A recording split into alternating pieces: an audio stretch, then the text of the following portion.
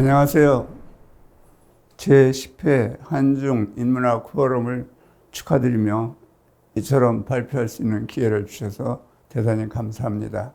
제가 오늘 말씀드릴 것은 한중 인문학의 공존 가능성, 세부 제목으로는 한중 인문학의 실태와 전망에 대해서 말씀드리겠습니다. 저는 충남대학교 명예교수 서정복입니다. 인문학, 영어로는 리베럴 아트 혹은 휴머니티는 원래 인간과 인간의 그런 문제, 인간의 문화에 대한 관심을 살피는 것입니다. 간단하게 말하면 인간의 사상과 문화에 관해 탐구하는 학문이죠. 그래서 자연과학과 사회과학의 경험적 접근 방법과는 달리 분석적이고 비판적이며 사변적인 방법을 사용하게 됩니다. 세계사적으로 말씀드리면 인문학은 원래 서양의 그리스에서 시작되었습니다.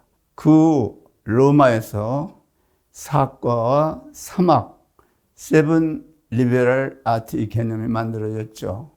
사과는 음악, 기하, 산술, 천문, 그리고 사막은 문법, 수사학, 논리에 관한 것입니다.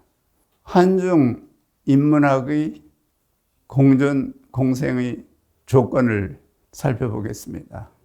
원래 21세기 글로컬 시대에는 인문학이 발전해야 글로컬 시대를 성공시킬 수 있을 겁니다. 특히 우리 입장에서는 한중 인문학의 공존과 상생이 가장 중요하다고 생각합니다. 한국과 중국은 지역적으로는 가까우나 인종적, 사상적으로는 전혀 다릅니다. 일찍부터 503년 동안 우리나라는 대륙국가의 침략, 강점, 문화의 강권 및 동화에 대해서 찬반의 잠재적 감정을 오늘까지도 가지고 있습니다. 게다가 19세기 서세 동점 이후에는 우리가 웨스터나이제이션, 서구화, 아메리카나이제이션, 미국화, 21세기는 글로컬라이제이션에 따른 변화 의식이 두드러져 있습니다. 1992년 한중 수교 됨에 따라서 인문학의 공생도도 달라졌습니다. 현대 문제는 중국과 러시아가 우리한테는 상당히 골치 아픈 북한을 안고 있다는 사실을 우리는 알아야 합니다. 한중 인문학의 융복합 또는 특성화를 어떻게 할 것인지 양국이 머리를 맞대고 심도 있는 대화를 해야 될 것입니다. 제가 우선 살피고자 하는 것은 문자를 통한 인문학의 공동화가 어떻게 이루어졌느냐 하는 것입니다. 제일 우리가 생각해야 될 것은 천자문입니다. 천자문은 인문학의 기본사라고 해도 과언이 아닙니다. 중국 남북조 시대에 양나라 무제의 명으로 중사가 하룻밤 사이에 만들었다는 것입니다. 일구 사자로 250평이 되겠습니다. 하늘천, 따지, 가모련, 누르황. 헌데 이 천자문은 중국의 역사와 문화, 인물 등에 관한 내용이 함축되어 있어서 중요합니다. 우리나라에서도 한자의 인문서가 일찍이 개발된 적이 있습니다. 삼국시대 백제 왕에는 천자문을 일본에 전했던 고사기 기록이 있습니다. 또 우리나라 천자문은 1575년 판인 광주 천자문, 1583년에 내놓은 해서 천자문, 다시 말하면 석 덕봉천자문 등 2종이 있었습니다. 중국의 한자와 한반도의 전통적 교육입니다. 일찍이 춘추 시대부터 중국에서는 6경이 있었습니다. 서경, 시경, 역경, 예기, 춘추, 그리고 우리가 미처 생각할 수 없는 악기가 있었습니다. 우리나라에도 훌륭한 3대 경전이 있었는데 천부경, 삼일신고, 참전개경이 있습니다. 참전개경은 고구려 재상 을파소가 전했다고 합니다. 한나라 시대는 5경이 있었습니다. 서경, 시경, 역경, 예기, 춘추. 또한 수나라에서는 과거제도를 실시했다고 합니다. 당나라 시대는 우리와 문화교류가 성대히 이루어진 시기입니다. 이때는 5경과 9경이 있었습니다. 주역, 상서, 시경, 예기, 좌전. 그리고 9경은 주역, 상서, 시경, 주례, 의례, 예기, 좌전, 공양전, 곡, 량전 이렇게 해서 9경이 있었는데 이런 것들은 우리에게 생소하지 않고 귀에 많이 익은 내용입니다. 송나라 때는 사서 5경이 있었습니다. 국어시험을 보는 사람들은 아주 중요한 과목으로 생각하고 또 익히 들어서 알고 있는 내용입니다. 사서는 논어, 맹자, 중용, 대학. 그리고 5경은 시경, 서경, 역경, 예기, 춘추입니다. 우리나라 고려시대에 해당합니다. 고려 광종 9년에 귀하인 쌍기로 하여 군주권을 강화하고 또 널리 인재를 등용하여 국가 발전에 기여하고자 과거제를 실시했는데 사서 5경이 주요 과목이었던 것으로 보입니다. 또 원나라에서는 사서, 논어, 맹자, 중용, 대학이 있었고요. 명나라에 오면은 13경으로 확대됩니다. 시경, 서경, 역경, 삼례, 주례, 의례, 예기, 좌전, 공양전, 곡, 량전, 논어, 이하, 맹자, 효경. 아마도 우리는 효경에 눈이 벌쩍 띌 것입니다. 1392년 태조 1년에 고려시대의 제술과와 명령과를 통합하여 문과로 하여 과거를 실시했습니다. 그리고 다음에 무과를 실시하게 됩니다. 그뿐만 아니라 중국의 삼강오륜은 우리나라의 삼강오륜처럼 우리가 사용하고 교육하여 왔습니다. 우리는 군신, 부자, 부부, 장유, 붕의예를 가르치고 그것을 가정, 사회, 국가윤리의 근본으로 삼아왔습니다. 잘 아시는 바와 같이 삼강은 군의신강, 부의자강, 부의부강, 임금을 위해서 신하가 해야 될 도리, 아버지를 위해서 자식이 해야 될 도리, 지아비를 위해서 지어매가 해야 될 도리, 이런 것들은 공자의 사상이라고 우리가 알 수 있고 또 그렇게 알고 있으나 실은 삼강은 동, 중, 서가 지은 것입니다. 그리고 오륜은 부자여친, 군신유의, 부부유별, 장유유서, 붕유신. 아버지와 자식은 가까워야 된다. 임금과 신하는 의리가 있어야 된다. 부부 간에는 서로 각자 구별이 있어야 된다.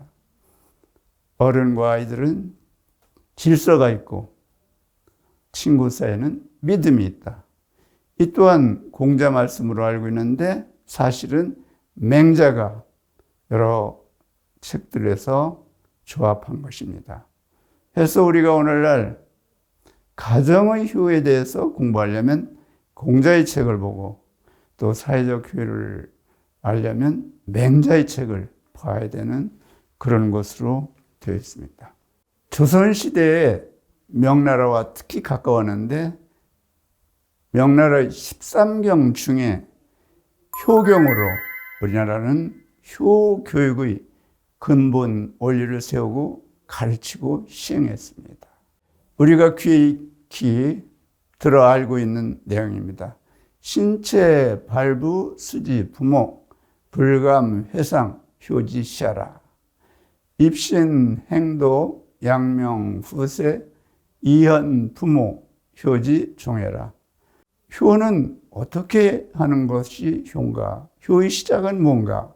그 다음에 효를 다 이루었다고 하는 것은 뭔가? 그 내용이 효경에 기록되어 있고 우리는 그것을 실천해 왔습니다. 신체 발부, 몸, 그리고 머리털, 피부는 부모로부터 받은 것이다. 그러니 감히 손상시키면 아니 된다가 효의 시작입니다. 다시 말하면 안 아프고 안 다치는 것이 부모에게 효도를 시작하는 것이라는 것입니다. 그 다음에 입신행도, 양명후세, 이연부모, 효지, 종해라. 입신은 과거에 급제하는 것으로 옛날 알고 있고 오늘날에는 사법고시나 행정고시 그리고 회계사 시험 등등 계리사 시험 이런 걸 우리는 출세로 알고 있지만 사실은 그렇지 않습니다. 학교 공부가 끝나고 취직을 하면 그것이 입신입니다. 그러니까 회사가 될 수 있고 공무원이 될 수도 있고 의사가 될 수도 있고 교수가 될 수 있습니다. 그러면 도를 행해야 된다는 겁니다. 우리나라에서 제일 출세한 사람이 누구겠습니까? 아마도 대통령일 겁니다. 그러면 대통령은 대통령으로서 도리를, 즉 국민을 사랑하고 국민 복지를 위해서, 국민 권익을 위해서 최선을 다해야 됩니다. 그럼 양명후세, 그 후에 이름이 드럽습니다. 세계적으로 가장 유명한 표본이 되는 대통령은 누구였습니까? 아마도 에이브라함 링컨을 말하지 않을 수가 없습니다. 그렇게 되면 부모가 드러나게 되죠. 부모가 칭찬받게 됩니다. 그런 훌륭한 아들을 낳은 부모. 그래서 모든 사람들은 그 부모를 존경하고 그 부모에게 인사를 합니다. 그러니까 자기 부모에게 절받게 해주는 그런 사람이 효를 다한다. 이렇게 효경에는 되어 있습니다. 틀린 말이 아니죠. 그래서 공자도 백행지 본효다. 모든 행동을 말합니다. 백행이라는 것은. 모든 행동에서 근본이 되는 것, 기본이 되는 것은 효다. 그리고 백행지 선. 모든 행동에서 우선 먼저 해야 되는 것이 효를 해야 된다. 그리고 애경, 진어, 사친이라고 했습니다. 부모를 섬김에 있어서 사랑하고 존경을 다 해야 된다는 거죠. 이런 것은 우리뿐만 아니라 중국에도 있었습니다. 중국은 백선, 효, 위선.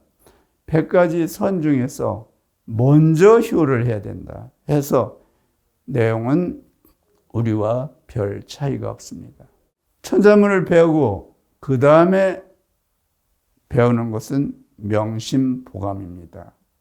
명심보감은 명나라 학자 범리본이 1393년 사서 삼경을 비롯해 공자가업, 소학, 근사력, 성심, 자본 등 유교의 경전과 유학자들이 저서를 중심으로 여러 고전에서 금원, 명구를 출연하여 주제별로 엮어낸 상하 2권 20편으로 되어 있습니다. 마음에 새겨야 될 보물스러운 글들이 여기에 있습니다.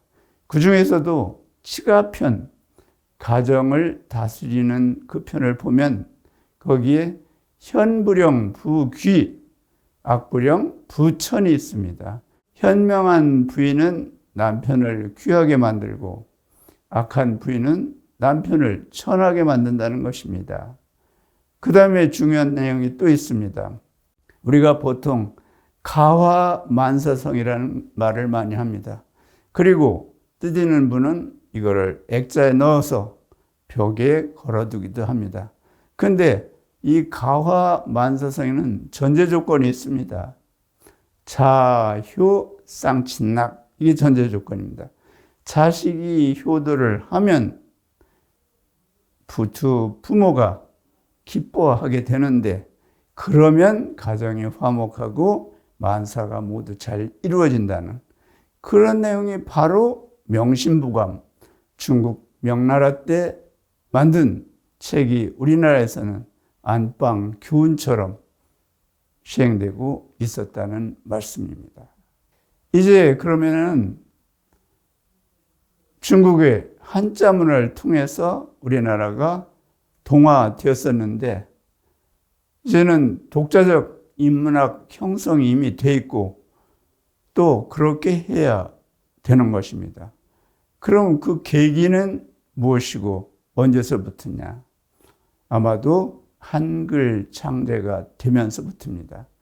우리가 모두 잘 아시는 바와 같이 조선 제4대 임금 세종이 자음 17자, 모음 11자, 모두 28자의 단어로 훈민정음을 1443년 음력 12월에 창제됐습니다. 이날은 오늘날 10월 9일 한글의 날로 정했지만 사실은 문자 혁명의 날이라고 해도 되겠습니다.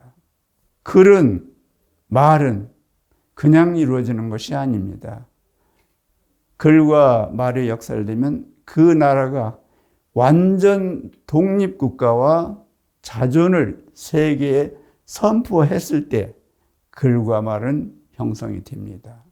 세종대왕은 글을 만들어 놓고 바로 반포를 못했습니다. 문제는 두 가지입니다. 하나는 중국의 입장 표명, 또 하나는 친중파 대신들이 극구 반대했습니다. 교과서에는 그 대표가 최만리로 이렇게 나옵니다. 그래서 중국의 감시와 학자들이 반대를 원활하게 소화하기 위해서 월인석보에 숨겨졌습니다. 월인석보는 불교 서적입니다. 월인 천강지곡과 석보 상제를 의미합니다. 그러니 다른 사람이 봤을 때는 불교 서적인지 불교 서적 아닌지를 모르죠. 그런데 여기에 숨겨놓음으로써 한글을 배울 수 있게 하였습니다. 그리고 제일 먼저 드러나지 않는 안방의 아녀자들에게 한글을 습득하게 하고 사용하게 했던 것을 우리는 역사에서 볼 수 있습니다. 그래서 한글을 처음에는 암글 또는 안방글 그렇게 이야기하고 있지 않습니까? 그런데 그렇게 했어도 한글을 보존하기는 어려움이 많았습니다. 역대 왕 중에서 특히 연산군 같은 왕은 한글을 박해했습니다.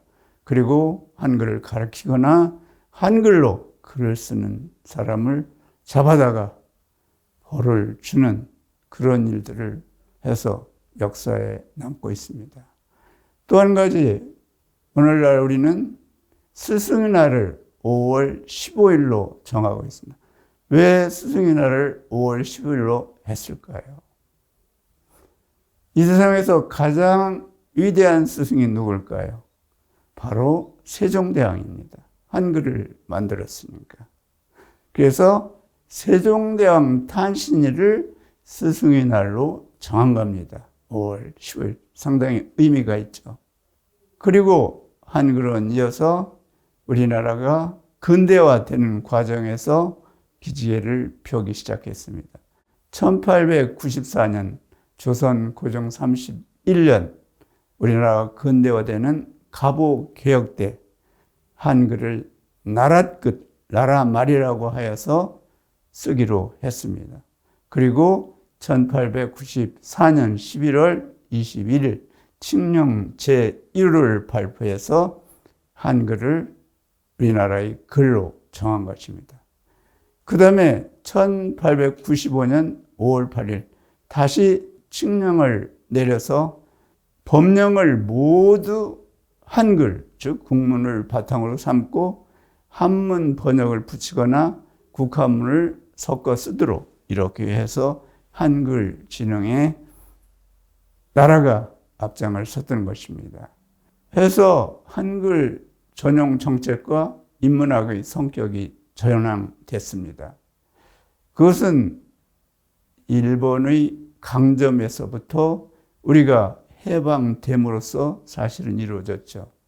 1948년 대통령령으로 한글 전용 연구위원회를 구성했고요. 이어서 1968년 정부가 앞장서서 모든 공문서를 한글로 전용화시킴으로써 한글이 인문학 발전에 주동적인 역할을 하기 시작했던 것으로 보입니다. 그리고 1976년文교부, 지금의 교육부죠. 국어, 순화, 분과위원회를 설치함으로써 한자나 일본어의 표현을 퇴출하고 인문학의 정화에 기여했습니다. 민간인보다는 정부가 이렇게 앞장서서 한글 전용화와 한글의 권위 세우기, 우리 민족의 자존심을 세워나간 거죠. 1983년에 한글 전용에 관한 법률을 제정하여 한글에 대한 공신력을 전 세계에 선언함으로써 우리는 해방과 더불어서 이제는 국제사회에서 어엿한 한글과 대한민국이 됐던 것입니다. 현재 한글은 세계에서 그 사용 순위를 보면 12위입니다. 2009년 인도네시아의 소수민족인 찌아찌아족이 찌아찌아어로 표기해서 한글로서 교과서를 발간했습니다. 그리고 네팔의 체팡족, 인도네시아의 윌리오족, 또 이어서 라우족, 레와족, 오르친족 이런 족들이 한글을 배우거나 한글을 쓰기 시작했습니다. 특히 2012년 솔로몬 제도의 토착어를 한글로 표시하여 교육 활동을 시작한 것으로 보입니다. 한글은 앞으로 아마도 국제 공용어가 될 가능성이 많다고 보겠습니다. 왜냐? 한글은 그만큼 영어, 프랑스어, 일본어, 중국어보다 우수성을 가지고 있기 때문입니다. 예를 몇 가지 들어보겠습니다. 영어로 How do you do? 이것을 프랑스 사람들에게 말해보라 하면 어떻게 될까요? 프랑스 사람은 How do you do? 이렇게 이야기합니다. 왜냐? 프랑스 사람은 H 발음을 못합니다. 그런데 프랑스어로 안녕하십니까? 꼬멍 딸레부. 이거를 미국 사람한테 해보라면 어떻게 할까요? 미국 사람은 쌍기역, 쌍디귿, 쌍비읍, 쌍시옷, 쌍지읒을 발음 못합니다. 그러니까 꽁, 땅, 빵, 쌍, 짱 이 발음을 못한다는 이야기입니다. 일본 사람은 어떻습니까? 우리나라의 김치를 저들은 키무치라고 발음합니다. 또 미국 사람들 잘 먹고 우리도 좋아하는 맥도널드 햄버거가 있습니다. 그거를 일본 사람들에게 말하라. 그러면 마쿠도나르도 함버거 이렇게 이야기합니다. 그 다음에 중국 사람에게 이야기하라. 그러면 마이딩로 함뽀. 그러니 한국 사람들은 영국 사람, 미국 사람, 프랑스 사람, 일본 사람, 중국 사람보다도 월등하게 한글로 모든 자료를 다 표시할 수 있다는 겁니다. 그러니 한글이 세계의 언어가 되는 것은 그렇게 어렵지 않다고 보며 한글로 표시하는 인문학은 또 세계에서 각광을 받게 될 겁니다. 특히 이번에 노벨 문학상을 받은 예가 있지 않습니까? 그러면 크로콜 시대 한중 인문학의 비전은 어떨까요? 21세기는 크로콜 시대입니다. 크로콜 시대는 글로벌라이제이션, 국제화 플러스 로컬라이제이션, 지방의 합성입니다. 영국의 사역자 로버트슨이 제안한 신조어죠. 그런데 이 글로컬라이제이션의 뜻은 난국을 함께 돌파하는 힘을 요구하고 있습니다. 그리고 그 힘은 어디서 나오느냐? 인간의 지혜에서 나온다는 것입니다. 그것이 바로 크로콜 시대의 인문학적 사고라는 거죠. 그러니까 세계와 지역이 문화적 동화 시대에서 이제는 문화적 동반과 연대의 시대로 나가야 된다는 거죠. 그리고 세계성과 지역성이 문화적 혼동 시대로 되는 겁니다. 이 시대는 이미 단어가 나왔습니다. 뉴 노멀 시대라 하는 겁니다. 뉴 노멀 시대라고 하는 것은 종래와 달리 새로운 질서나 표준을 마련해야 된다는 것입니다. 사람. 그러면 뉴 노멀 시대의 인문학은 어떻게 될까요? 우선 나와 생각이 다른 사람을 포용하는 것에서 출발해야 합니다. 그리고 구성원이나 각 나라의 가치를 존중해야 되죠. 예컨대 18세기 프랑스의 살롱을 생각하면 됩니다. 살롱맨. 왜냐하면 이때는 오직 개인 각자의 능력을 존중했습니다. 인간에게는 누구나 무한한 가능성이 있어서 그 가능성을 개발하면 훌륭한 사람이 될 수 있다는 거죠. 그러니까 성별, 나이, 국적, 학벌, 신분 이런 것으로 차별하지 않고 그 사람의 특기와 재능 이것입니다. 그래서 앞으로도 우리의 재능과 특기가 세계화 되는 것이 바로 크로콜 시대의 과제입니다. 오늘날 이미 되고 있습니다. K-팝, K-푸드, K-휴, K-패션 이런 것들로 앞으로 우리는 세계에서 우리를 드러내야 될 것입니다. 그럼 디지털 시대, 즉 크로콜 시대의 우리의 인류의 과제는 무엇인가 하는 겁니다. 지역별, 국가별, 인종별, 문화별 차별 없는 사회 구현을 목적으로 해야 될 것입니다. 따라서 한중은 과거의 시대적 개념을 버리고 각자 역사와 문화를 존중을 해야 합니다. 특히 중국 측에 부탁드리고 싶은 내용입니다. 중국의 글을 우리가 처음에 배웠다고 하고 사용했다고 해서 식민지적 개념과 종속의 개념을 가지면 안 될 것입니다. 크로콜 시대는 이념의 차원을 넘어서 한중 인문학 공동 표준을 양국이 같이 개발해야 됩니다. 그리고 인문학의 융복합에 적극 협력해야 된다고 생각합니다. 따라서 아시아를 세계 인문학의 도장으로 만들어야 하는 것이 우리의 큰 과제입니다. 강의 정리하겠습니다. 어찌 보면 인문학은 신이 인간에게 준 선물입니다. 인간만이 받을 수 있는 선물이 인문학입니다. 다른 동물이나 식물들은 인문학을 받지 못합니다. 따라서 신의 선물은 인종, 국가, 사상, 종교를 뛰어넘어 서로 사랑하고 공유하여 발전시킬 의무가 우리에게 있다고 하는 것입니다. 이것은 우리 대한민국도 마찬가지고 중국도 마찬가지고 세계 어느 나라도 마찬가지일 것입니다. 그래서 우리는 머리를 맞대고 글로컬 시대에 부응하는 새로운 변화를 해야 됩니다.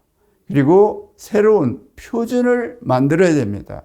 그 속에서 우리는 K-컬처의 개발에 지속적인 노력을 경주하고 양국이 머리를 맞대고 다 함께 전력 노력하여 아시아가 세계의 문화의 표준 집산지로 되어야 할 것입니다.